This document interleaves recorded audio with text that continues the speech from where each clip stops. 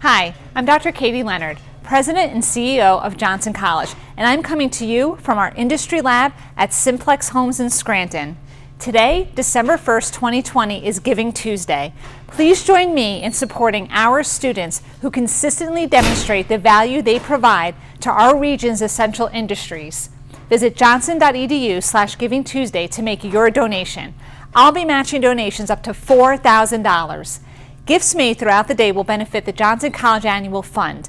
The fund assists the college in producing the best technicians and technologists for the future workforce. As a way to show our support to our students, we need help from caring people like you. When we work together, we create a stronger community and an even better Johnson College. Today, please support Johnson College's Giving Tuesday campaign by visiting johnson.edu/givingtuesday to make your donation. In a nation where our students can be anything, they choose to be essential and be there for all of us. Thank you.